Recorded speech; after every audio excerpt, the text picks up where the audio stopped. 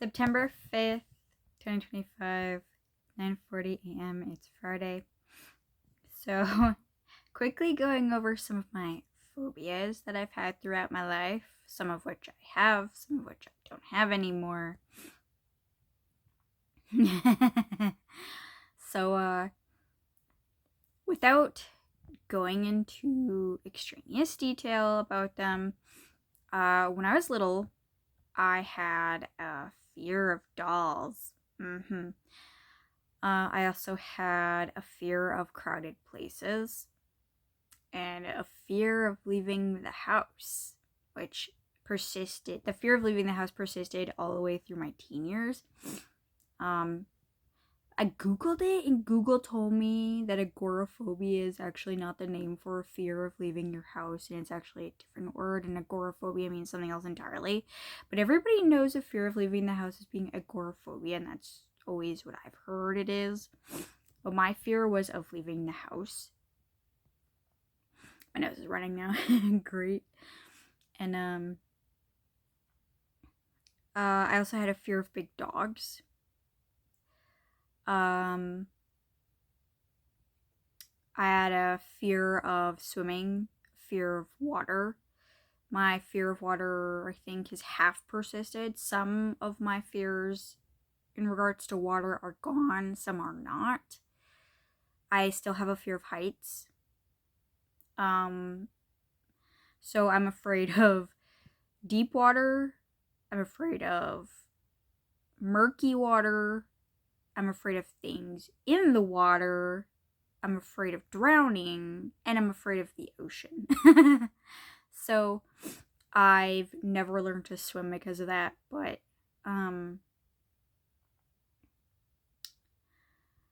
I did try to learn as an adult after years of taking anti-anxiety medications, and the medications did help, so I got to a point where I wasn't quite so panicky all the time, and I could actually somewhat do things.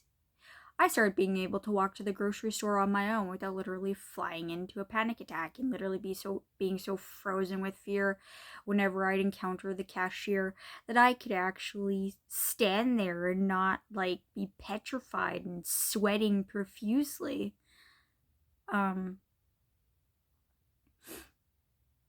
I was mortified of doing basic simple things like that because I had such bad social anxiety. Which technically that wasn't part of my phobias, but it was an anxiety disorder that I was diagnosed with, and why I struggle so much as an adult. Even though I don't feel like I have social anxiety anymore, I'm still very introverted, and some of the underlying mannerisms, thoughts, and behaviors are still existing, despite the fact that I no longer, as far as I know, panic in social situations. So, I don't know if I'm missing anything. I also have avoidant. I think I was never directly told that I have avoidant personality disorder. Did I have my finger on the mic the entire time? Because that would suck. I was never told directly, explicitly, that I have avoidant personality disorder, but I was told by a psychologist, not a psychology, that I have avoidant tendencies, which is common with people who have anxiety. And avoidant personality disorder is a personality disorder that is a result of having anxiety disorders, mental disorders. And so I think I did and do have avoidant personality. I don't think it goes away. Hold on, I need Kleenex. Actually, no, I can wait. But anyways, the video's over anyways, so I don't think I missed anything, but I'm over my fear of crowded places, over my fear of big dogs, over my fear of dolls, although every now and then I'll oh, and I had a fear of puking. And I'm over that too, mostly. I don't like the flu, and I don't like when people feel sick around me, but I'm mostly over it. Mostly. Every now and then I'll have this really temporary resurface where I'll hear somebody with the flu puking, and I'll literally wake up in a panic from the middle of a nap or sleeping or something. I used to have panic attacks constantly because I was diagnosed with a panic disorder, and it was hard for me to sleep because, like, simply going to school the next morning, I would wake up at like 3 a.m. in a panic attack thinking I have to go to school, I have to go in, I have to talk to people, I'm going to walk in front of everybody and they're all going to be staring at me. I have to get up from my desk just to throw out a piece of paper and everybody's going to be looking at me. I have to give speeches. I have to do projects with other people and actually do things with them and hold conversations, and just the idea of like being judged, and the idea of like, what if I say something stupid in front of other people? What if I get humiliated? What if they laugh at me? What if I like a guy and I tell him I like him and he rejects me? Things like that, just like all part of social anxiety where you're just like afraid of being judged and criticized and humiliated. It's very mortifying. And even if somebody came up and just said hi to me, I would literally break out in this lap sweat, and I'd be so like frozen with panic and fear I could barely say hi, let alone hold a more deep conversation. Somehow I still managed anyways. That's because, the only times I could, if I had to plan to be somewhere,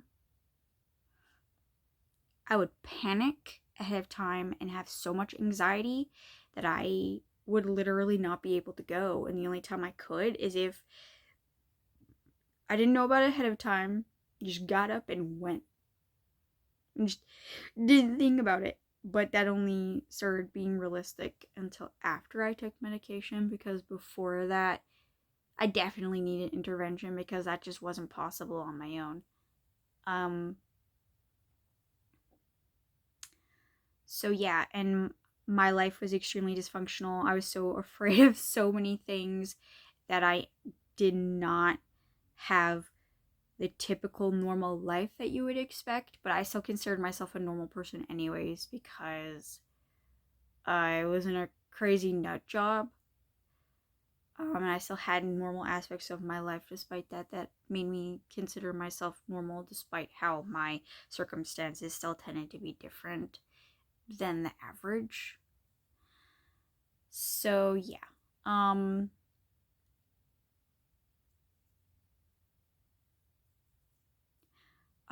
I struggled with normal things. I couldn't even make phone calls because I was so terrified of calling people. It'd just be like, call, hang up, call, hang up, call, hang up. And it took like 3 or 5 times or a bazillion times of doing that before I could finally get the nerve to actually call. And usually it was a lot of fumbling and stumbling and ums and ahs because I was so panicked that I wasn't certain what to say. I was so afraid of sounding stupid, which I kind of felt like I was, fumbling so much I probably did anyways. But people tended to be very sympathetic because I think they could tell I was very nervous. But I was always nervous, so oddly enough, doing tests at school causes a lot of anxiety for other people, but it never used to cause anxiety for me. I was always oddly calm and confident when doing schoolwork because I didn't do a whole lot of socializing with other people at school because of my anxiety, and I wasn't great at meeting people, and I wasn't a big conversationalist. Usually I just kind of focused on my work. Sometimes I would kind of zone out in class though, but usually I remember being very attentive in class most of the time. I cared very much about doing well in school and keeping up with my peers. I constantly felt like I was behind my peers, so it was very important to me. I didn't want to disappoint my mom.